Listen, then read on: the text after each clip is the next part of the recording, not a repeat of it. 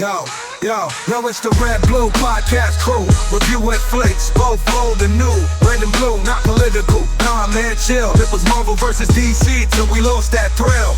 Don't stress the episode, don't ask the season. We double up franchises, don't ask for a reason. Moti's got rules that nobody gets. His takes on movies, they're wild as it gets. He's got Super Bowl Mac and Gray by his side, trying to keep it sane while they're in for the ride. Moti's measures are out of control, but in the end he's got the final role. Yeah, that Blue Podcast, come check the scene. Movies old and new, know what I mean?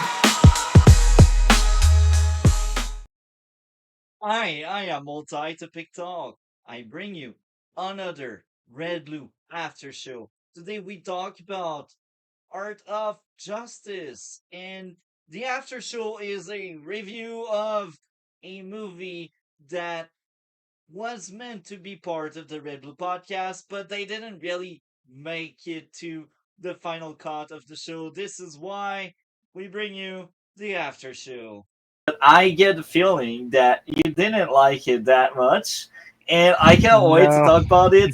Now, I will be honest. I didn't see Reservoir Dog prior, so I Mhm. didn't know what to think of, and I was like, what other movie in the same year could be similar? And just by the synopsis of both movie, I was like, you know what? The Art of Justice seems like a justice-oriented movie, and also Reservoir Dog. When you just look at the synopsis, you're like, that could be similar. Yeah, the synopsis sometimes can be a bit misleading, and especially when you have not seen either movie, and and I mean you've paired them together, but they're not going to be in the same Yeah, episode, so it doesn't really matter. that's Um, what happened because after yeah. watching it, I was like, you know what? It's so different. They don't belong with each other Hmm. anymore. But Yeah. here we are talking about it, and I will let you start. Unleash your anger. Well, I'm not angry. It was just I just thought it was kind of meh.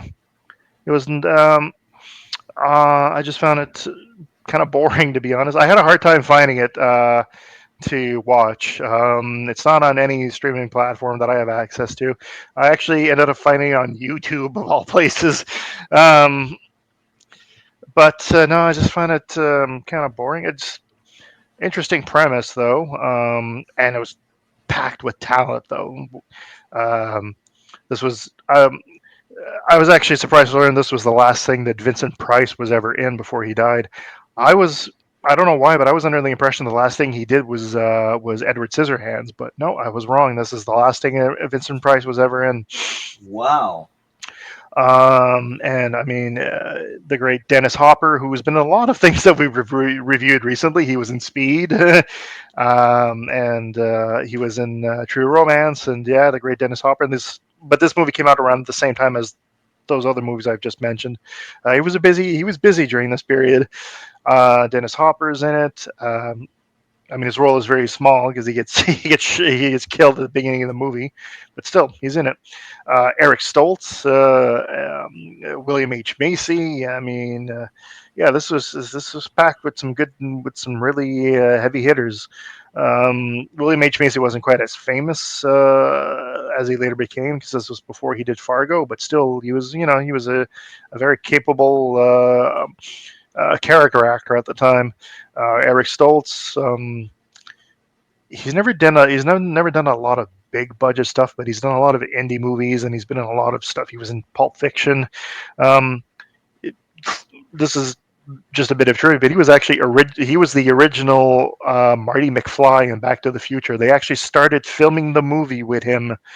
Um, they wanted Michael J. Fox, but he wasn't available because he was doing Family Ties at the time.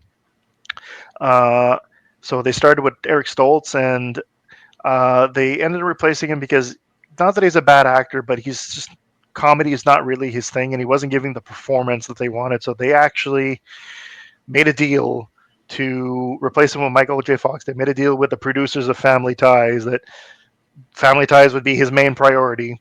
And so what he would do, he was film Family Ties during the day from like I don't know, like 10 to 4 or something like that. A car would go pick him up at the studio, take him to where they were filming Back to the Future, and he would film until like 2 in the morning. And he did this for like 2 months. The guy wow. I don't think I would have been able to live through that. Anyways, that is has nothing to do with this movie, but Eric Stoltz, heavy hitter.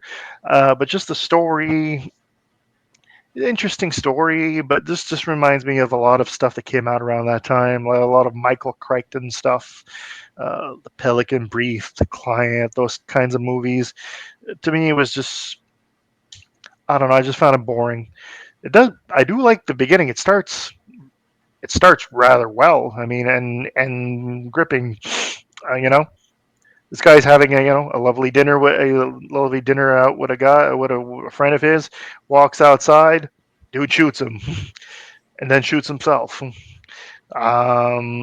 Starts well, but then from there, it just never got better for me. Um, and it's, I don't know, just boring.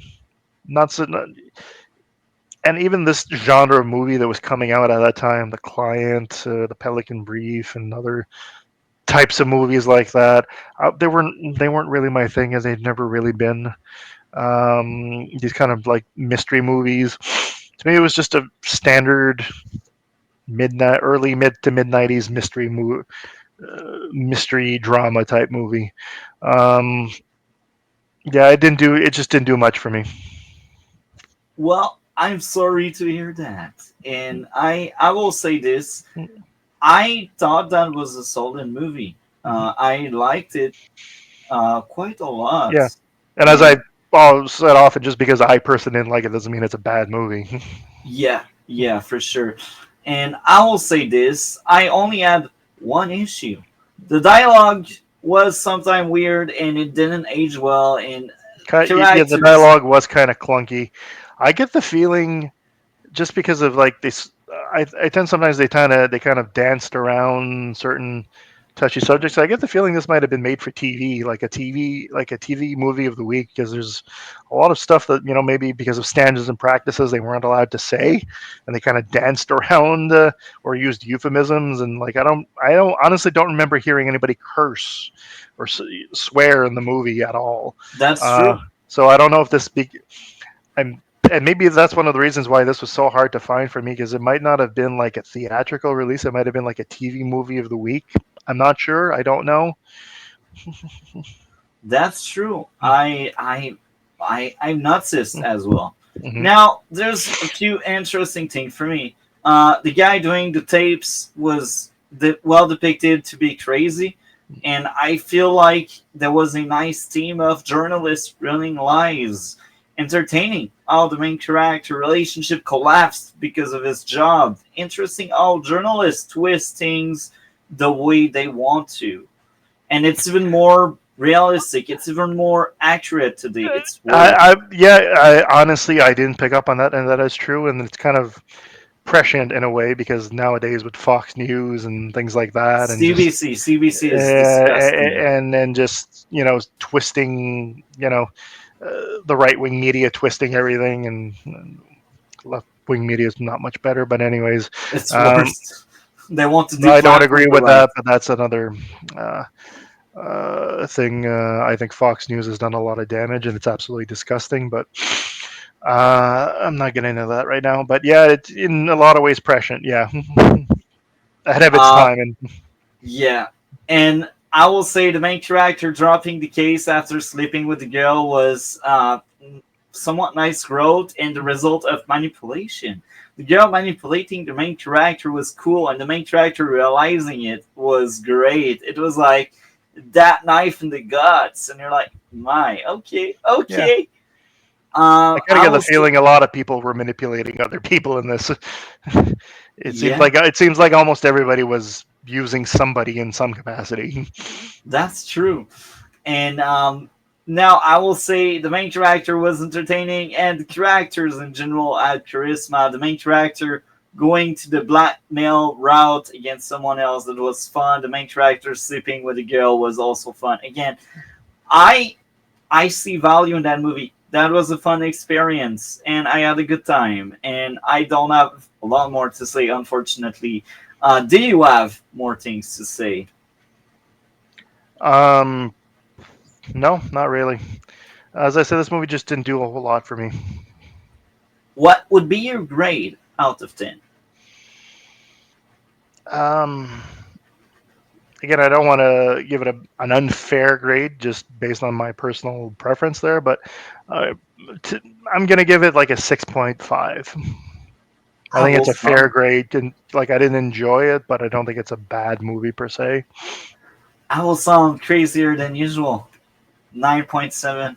I like that thing. That was a good experience.